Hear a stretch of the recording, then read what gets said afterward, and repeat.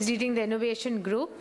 Mr. Vadarajan Krish with Induct Software. Both of them have come from Bangalore to be with us today. And Mr. Jaimin Shah, who's also the regional chairperson of the Gujarat Regional Council of ICBC, as well as the co-founder of Dev Technologies, which has an office in Toronto. So I will invite them to now start. Just want to say that at the end of this session, we will be having an MOU signed between the Sri Lanka Canada Business Council and ICBC. So please do stay on and witness the signature. And also to thank our session partners for this session. One is, of course, Dev Technologies, Mr. Jaimin Shah, and OpenText, who have been kind enough to support this ICT session. Thank you, Rakesh. If you could just take over. Thank you. Thank you, Nadia. Good afternoon, everyone. It's my privilege to moderate this session. Okay. So it's good afternoon, everyone. It's my privilege to moderate this session. We can't, in this industry, in ICT, I can't take the previous statement in the previous one that innovation and financial services don't go together. I think in this industry, we live and die by innovation. So if you look at last 15 to 20 years, ICT has really changed the way we live, we play, and we work. Everything is impacted by ICT. If you look at ICT as an industry, it has provided great increase in productivity in developed nations and to address problems like aging population. It has helped in improving the quality of life for millions of people. ICT has also helped in e-governance and improving the transparency in governance as well as reducing corruption. So there are huge contributions made by this industry. But at the same time, you will notice that this industry goes through a dramatic change in technology every 5 to 10 years. So only way to survive in this industry is innovate. If you don't innovate, you will be out of existence very soon. And if you look at last 5 years, the big companies which have really become large corporations, you look at Google, you look at Facebook, they have used internet and social media to become large corporations from really startups. At the same time, you will notice various large technical corporations struggling or almost dead. So that brings us to an interesting question to start off this conversation. Is often there is a perception that small companies are nimble and very innovative, whereas large companies struggle to be innovative because of various challenges. So I'll pose this question to Varadarajan to get this started on what should large companies focus on to change so that they are innovative. Good afternoon to all of you. Thank you, Rakesh and Nadira, for this opportunity. I would like to really set the background, These large companies like Procter & Gamble, they had one major challenge was, you must be all aware of the Springle chips. They wanted to print. They had those kind of line of items where they wanted to print, and they didn't have the technology. And they had spent about $60 million US at the time. This is way back about 15, 20 years ago. And then they realized that it's better to open it up. The challenge was opened up. And you won't believe this. There was a small company in Italy. It was a bakery. And the attached bakery was having this technology. And so they could buy this technology instead of investing. They bought it for something like $12 million. And this technology, as you see today, is one of the biggest sellers for Procter & Gamble, the Pringle chips. And so the reason I wanted to bring it up is it was a small company. The bakery is such a small, nondescript compared to Procter & Gamble giant. And the processes that big companies have is actually something against innovation. Typically what happens is large companies have their own lethargy, they have their own inertia. They don't want to change the process, the way they've been doing things every day. And so when this kind of new ideas or new technologies need to come, they need to look at SMEs. And that's where collaborative innovation comes. And we have enough number of examples of that. So we have also seen why WhatsApp was bought out by Facebook. One was that the Facebook kind of companies were already large. They had a big footprint. And they wanted to see to that, one of the competition shouldn't take over WhatsApp. That was one reason, they bought them out before others could do it. In fact, just a week before that, Google had given them an offer of 10 billion. But what happened was this offer was up by Facebook, and they got it at 19 billion. And then what happened was this, in the process, he was able to add a concept that was not there. And in India, we have seen many times that people have been using Facebook to promote their product and services. And what's happening? The deals are happening through WhatsApp. So we've been reading this kind of very innovative ways small companies have been utilizing the social media. Thanks, Vardarajan. You want to add anything, Jamin, here? Yeah. There are lots of things we see day in, day out when it comes to innovation, because in IT is not now standalone as an IT, but IT is an integral part of our day-to-day job, where innovation like missed call, that is an innovation innovated by Indians who gave a code word to his friend or his family, that if I give you missed call, you come out. So these are the small things which have been innovated by using technology. So when it comes to IT, we have to innovate, otherwise you go out from the industry. So down the line, I see innovation that when you see someone, and if you have some kind of retina or lens into your eye, and automatical virtual screen come into your in front, and you recognize that guy or that person, that he is this person. So this kind of innovation comes and will definitely come. Thanks, Jamin.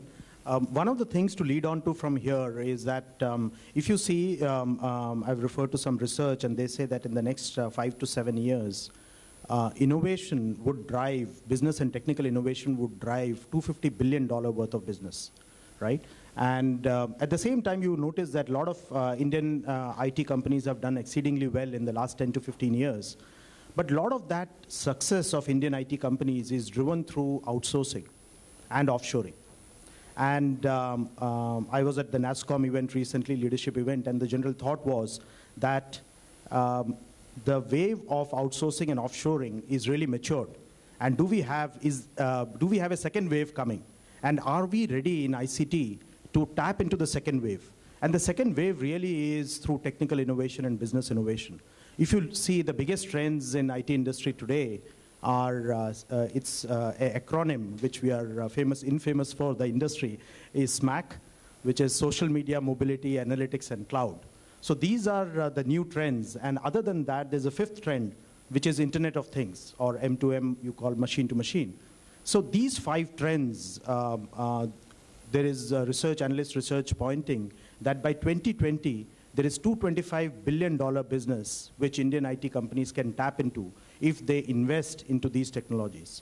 Now, the question what we lead into from here is what should Indian IT companies and global IT companies focus on and invest on to tap into these technical and business innovations rather than just focus on outsourcing, which is within the industry seen as easy money because we do the same thing for less by using labor arbitrage, right? So how do we move to this next trend? Vardarajan, you want to get started? So, definitely we have seen this, like you mentioned, many of these specific challenges that we've seen today come from, different verticals. And, we see that mainly when you look at the kind of product development, see, we should move away from being services country, now there is no dispute that India is the developer in terms of providing services, support, and so on. There's no questions about that. But we need to also utilize the strength, the talent that we have to build new products. And that is the next revolution that we're going to see. And we have to tap into the huge youth population that we have, the talent that is there in engineering schools, and business schools to create products. And many of the initiatives are already on, like the NASSCOM's 10,000 startups, and we have seen similarly many other universities are doing their bit. The DST is doing its bit. There are venture funds created by state governments, and so on. So all these initiatives are actually going to lead to some of these changes. But we're seeing still a lot of work is going on in creating a company. I can say about 5,000 to 6,000 companies are there in the services sector. Once actually, even I started a company, way back in 2000, and went public with it. So it's not very difficult to start a services company. But what is the challenge is to create a product. So what happens is today, many companies have invested into their, let's say, innovation department or innovation product lines and so on, and they are trying to productionize some of these services. And then try to offer this, for example, Finacle is a good example from Infosys. There are many others, they try to productionize something which they've been doing over and over and try to deliver it as a product, around that, so that it's a kind of a library that they can start. It's a kind of a building block around which they can offer services. Thanks. It is also called as industrialization of outsourcing. You want to add anything at this point on specifically on SMAC and Internet of Things? How companies in India can leverage that? Yeah, SMAC, yes. Nowadays, our IT companies, they are just going ahead for social media, where they are just concentrating and on data crunching, big data. What they are looking for nowadays, because of outsourcing is now matured, so they are looking for SLA kind of outsourcing, where entire development happens in India. So I agree with Vadarajan that where companies should think about product. The issue, but the issue with product is we don't find fund. When it comes to small companies like us, we don't find fund. Nobody is here to give us fund. Where in North America, US, Canada, there are lots of venture fund. They give fund to these small companies or startup companies. I think we'll discuss it in detail later on. But there are lots of opportunity from Canada where you can fund those startup or those innovative products in India, and we can jointly create a product. Thanks, Jaimin. And I'll jump into that question directly, although you've gone a little out of order. But I'll jump into that question directly. That Minister Sara also mentioned that there are accelerators set up here. And if you look at the ecosystem of startup in Canada, it's fairly mature. There are a set of, I think, more than 20 accelerators. There are mentors. And there's a lot of access to easy capital for such ventures. Whereas if you look at India, there's a huge advantage in India of demography, as well as technically talented people who are, and a spirit of entrepreneurship. So there's lots of ideas coming, but what is lacking is, as Jaimin mentioned, easy access of capital, management support, and the question really is how Canada and India can leverage their strengths in this area of startup ecosystem and help flourish this industry. And also linked question is, how do we work together? We heard earlier today that there are some areas of strength for Canada or areas of interest, like energy, mining, financial services, or healthcare. How can both countries work together so that a lot of innovation is driven into these industries, so that Canada can get a lot of innovations in the area of interest for Canada? I definitely think that risk capital is something, India is risk averse. And, we need to change that mindset. It's a cultural thing. We need to learn from other countries like the US or Israel. I'm told that Bill Gates goes with the shopping bag every year to one country, that's Israel. And he has about $300 million available all the time to buy companies in Israel. And, I'm just wondering why, we can't do this in India. We have so much talent. We have technology prowess. It's proven. And, we need to just tap and create a culture for that, people failing and starting over again. In India, Indian culture, for your information, we don't tolerate failure. And, so I have a good friend who wanted to start a product company. So he used to work for a government firm, and he quit the company, completely. Because in India, you can go back to the job after 2-3 years. But, he didn't want to have any connection with the government. So what he did, he resigned his job, much against his father-in-law's wish. And, today the rest is history. He's created the product. So what I'm trying to tell you is that not everyone is endowed with that kind of a culture or risk-taking appetite. And, we need to change that probably from the school level. We need to introduce that concept of taking risks, failing, and doing it again and again. Thanks, Vardarajan. I wanted to move to another topic which is obviously linked, is India has currently about 850 million mobile connections. And the first communication device most of the people have is a mobile phone. They never had a PC, they never had an internet connection. So directly they have jumped on to this technology. So there's lots of innovation happening in the space of mobile, focused around mobile banking or even financial inclusion, and distribution of social money to the bottom of the pyramid. And similarly, if you look at another related area of healthcare, GE as a company, they had a ECG machine which was about $5,000, and every ECG you take, it used to cost $20. And it was fixed ECG machine, which was not mobile. And they looked at the challenge in India of rural India, where there was need for a possibly low-cost machine, low maintenance, and they innovated and created a new ECG machine which just cost $800. And it is mobile, easy to maintain, easy to operate, right? And this was developed for India, but now it has really transformed their business and is exported to 90 countries worldwide, right? So this drives into an area of frugal innovation. How can we do frugal innovation in India? And a lot of innovation is driven in India because of scarcity of resources. And possibly Canada is not used to that kind of environment. So at the same time, how can Canada get the benefit of this frugal innovation and export some of this back to Canada in today's challenging economic environment? So I'll give this to Jaimin to start off. Though healthcare is Vardarajan's a pet subject, I know that. But extending my reply to what Rakesh said, that in India, we have lots of opportunity when it comes to telemedicine. There are companies, but still we have not implemented properly into villages, and there are huge opportunity when it comes to big companies or SMEs from Canada to invest into or tap this particular industry in India. I know, I come from Gujarat, so I know there are lots of opportunity and there are innovative ideas where government is trying to tap those people.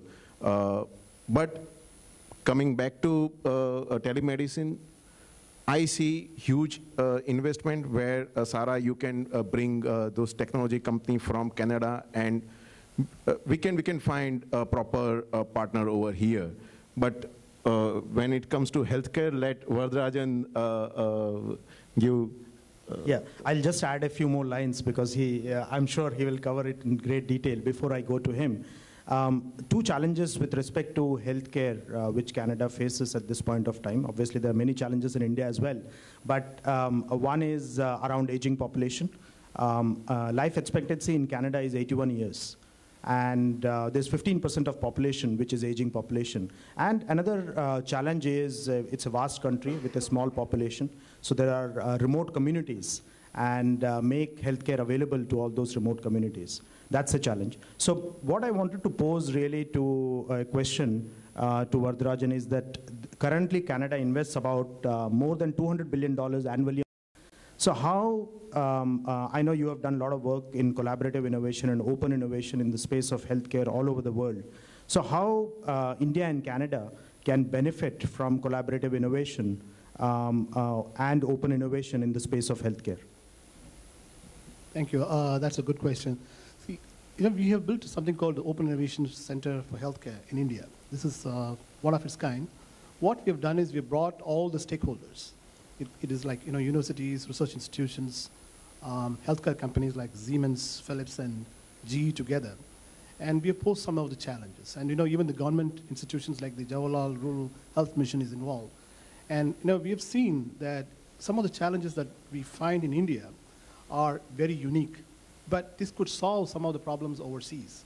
So I would come back to that, the good example of GE's ECG machine. In India, this machine wouldn't sell. So GE tried its best. It was so expensive, nobody could afford.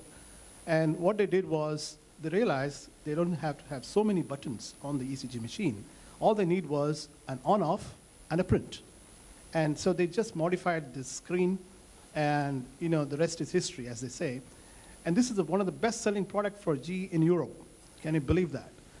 So they've developed a product for India. So it's a classic example of reverse innovation. They did this for India, but it became a best-selling product in Europe and elsewhere in the world. So there are a number of examples. Now I will touch upon this collaborative innovation for the paucity of time, is that we are creating a huge network worldwide. Why in healthcare? Because the costs are rising everywhere in the world. Providing healthcare is rising, and so we need to innovate. And the best way to innovate is to collaborate. And if you can bring about, suppose you've invented some, say, solution in one particular market. If hospitals can collaborate together, they have already a fix on it. And so we have the organization like CIMIT, based out of Boston.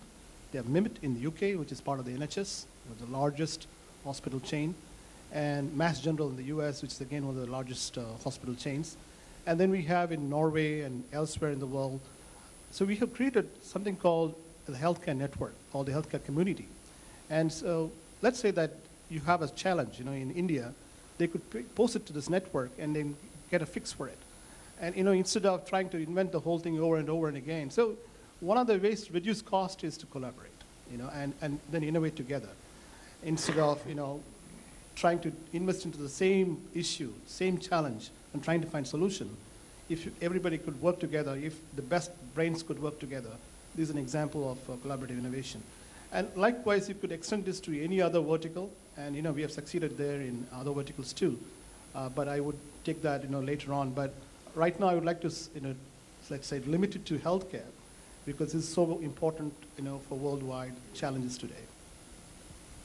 Thanks, Vardarajan. In India, particularly in the healthcare sector, because a lot of healthcare is done by private hospitals, there's a lot of competition between them. So the sharing of information is very limited. Whereas what we see in Europe, as well as in Canada possibly, because healthcare is provided by the state, if you can collaborate and share the innovations as well as how you're curing patients faster, the costs for the public sector or the government can be brought down significantly, rather than every hospital trying to do it their own way. So the ecosystem, what Vardarajan was mentioning, brings all the hospitals together, doctors together, where they share even simple ideas. It need not be breakthrough ideas, even simple ideas of how you can discharge a patient 2 days before than what was actually planned, because the waiting list can be brought down and the costs of taking care of a patient in a hospital is much more than monitoring the patient from home using today's ICT technology.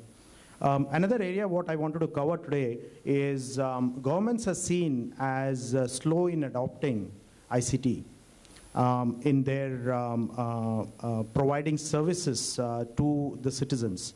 Now, there's various opportunities for government to use today's technology like social media or internet to provide easy access to citizens. We talked about e-governance earlier.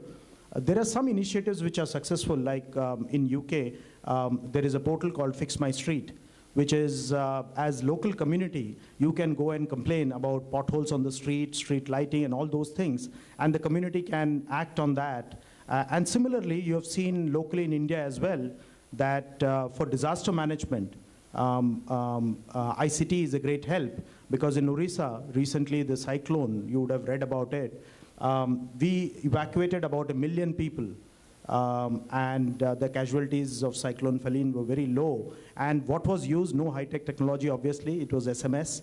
A lot of SMS was used to evacuate people, 1 million people. And the same cyclone which hit in 1999, 10,000 people lost their lives. And this time it was restricted to about 25 people. So what I wanted to pose is that how governments can adapt to innovation in ICT and use social media or other technologies to provide healthcare, education services, or citizen-centric services more effectively?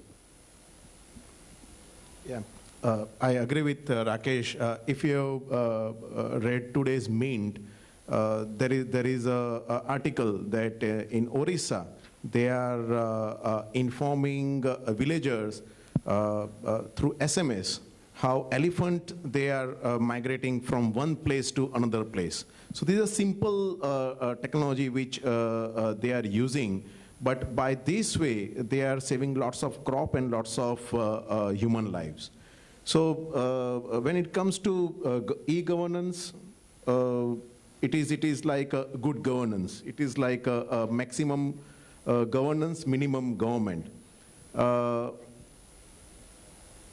Government has to come out with their integrated system where right now in India, with the help of e-governance governance program, they have already noted down various features or various working of every government where they are integrating all state government as well as central government functionalities. Starting from Aadhaar, they have already started, which is a UID project, they have already started capturing data of each and every human being who is living in India. They want to, so every state government or every local body, they can capture that data and utilize identifying those human beings. There are lots of e-governance programs which are happening in India, and when it comes to e-governance, Gujarat is one of the leading state. We take proud of e-governance. Otherwise, Bangalore and other area, they are market leaders when it comes to IT. So there are lots of things which government can take when huge population like India has. So issues are citizen redressal system, where there are lots of issues we are facing day in, day out, but how to pose or how to raise those issues, that is one challenge. So government is right now, and they have to look for social media where we can upload those issues like my street light is not working, and those local bodies can resolve those issues. There are flip parts where citizens are also harassing government officials by posing a wrong complaint, and those officers are facing lots of issues. But when it comes to e-governance, Canada also take advantage of what India is doing right now. I know from 1990, Canada has started doing something e-governance, and in 1999, they have started rolling out e-governance in various departments. But there are lots of good opportunities for Canada company to replicate Indian story into Canada, because we both the countries are sharing same kind of government structure, because we are Commonwealth countries. So Indian companies have lots of advantage doing business in Canada. Rakesh, maybe we can take some questions. Yeah, possibly the last point I wanted to mention before we get into questions is there's increasing consumerization of IT. Access to technology is much easier to you and me today compared to organizations and governments. That means you can buy, we did not have tablets some time back. You can buy a tablet, you can buy a phone, you can buy storage on cloud. Whatever you want, there is consumerization of IT. That is putting a lot of demand, and consumers as well as citizens are demanding that corporates and government use the same technology what they can buy off the shelf. So that is posing a huge challenge onto government, because if I can use social media and I'm active on social media, expectation is that government also communicates to me on social media. Why governments and private enterprise is not able to adapt to technology which as an ordinary citizen I can buy off the shelf. So this is posing an important challenge, and I just wanted to spend a few minutes before we go to Q&A on how governments and private enterprise is responding to it, as well as there are interesting challenges because of this, of security and other concerns. Use of social media. Today you see every candidate who's worth his salt is using the social media very effectively, in India especially. And so, you see there's a maturity there that people are quickly adopted to this, and they see the reach, they see what it can do for them. It is already creating, a lot of brand equity for each and every individual concerned. That said, I wanted to tell you that governments have been slow to adopt these kind of technologies. I wanted to tell you about the US government, which is our customer. In 8 cities, 8 states, it has been adopted. And the issue was about security. The US government is paranoid about security. And I don't have to tell you too much about that. And so they said, in the cloud, they wanted the servers to be. So we are a system which works on the cloud. And so they said, we need to have a private cloud, something called a chain cloud. That is, you can imagine physically that some servers are distributed elsewhere in the world, kept away from the normal servers that are being used. And so they said they cannot work with the public servers that we're using. It should be different. So what I'm trying to tell you is they were innovative to, still to solve the security issue, but at the same time trying to use the cloud. So this is a good example of that. So I think we are standing between you and lunch possibly, so we have to wrap up. So Rakesh, maybe we can have just one question because we can address other questions offline at lunch. So Mario? Yes, thank you. I'm Mario Pinto, Vice President of Research at Simon Fraser University in Vancouver, Canada. I'd just like to comment on the issue of healthcare. I think one of the biggest opportunities is going to be in manipulation of big data, right? In secure archiving, first of all, secure retrieval, secure interrogation with new data mining techniques, and presentation of those data with visual analytics.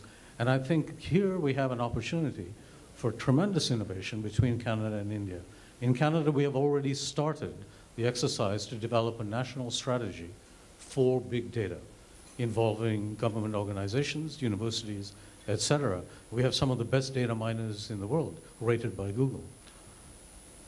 I think here, if we can be very imaginative in taking advantage of the ITC capability in India, we can leapfrog much faster than if we try to do it alone. We, for example, at SFU are already partnering with the Tata Consulting Services to try to map infectious diseases and also to map propensity for contraction of chronic diseases, right, in subpopulations. And it's working beautifully. So I think it's those kinds of partnerships that will lead to innovation, and mobile applications in the end will then lead to personalized medicine and preventive medicine, as you indicated, where one can then do preventive treatments at home. So I think we should think more imaginatively, but with a special focus. And that focus, I think, should be big data analysis. So, and if you'll permit me one shameless advertisement, and it comes back to your comment on how do you facilitate accelerated startups between India and Canada. Yesterday, His Excellency, the Governor General, inaugurated our digital media zone in partnership with Ryerson University, Simon Fraser University, and the Bombay Stock Exchange Institute.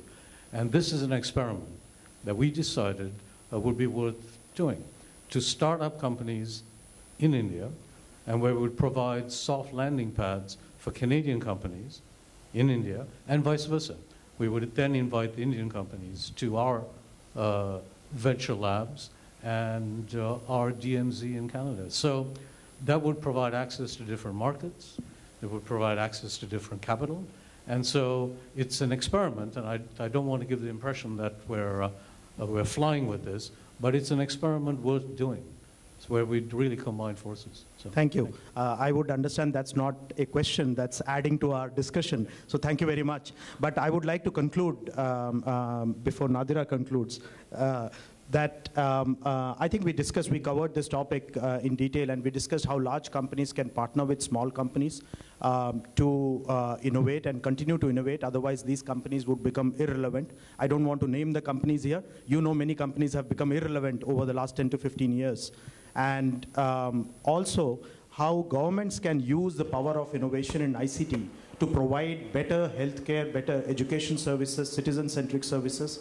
Similarly, the other area we should focus on, which was very well brought out by the gentleman, is how can we use the natural strength of Canada, which is a developed nation, rich in resources, rich in some industries, and the young population, which is talented and educated in ICT, to make the best for both the worlds. And I would like to conclude with one statement by Satya Nadella, recent quote after he took over as the CEO of Microsoft. He said, our industry, ICT industry, does not respect tradition. It only respects innovation. Thank you. Yeah. That was a very good conclusion. So I'll just say thank you very much to Rakesh, to Vardha, and to Jemin for being here with us today. And again, thank you to our session partners, to Jemin Shah for Dev Technologies and OpenText for supporting this session. Thank you very much. Ladies and gentlemen, we are just going to sign the MOU.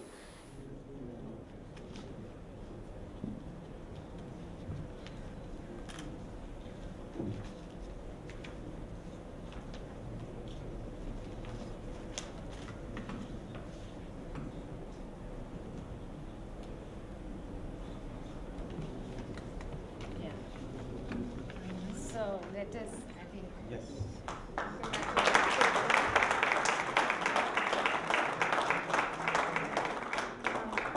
Now, Sarah, thank you. I think going through an aging nation, I think we look forward very much to India to come along and work in partnership with Sri Lanka, Canada, and that will open up a new window. Thank you very much. I'd just like to add that I last went to Sri Lanka about 10 years back, and this gives me a good excuse to come and visit Sri Lanka again. Thank you.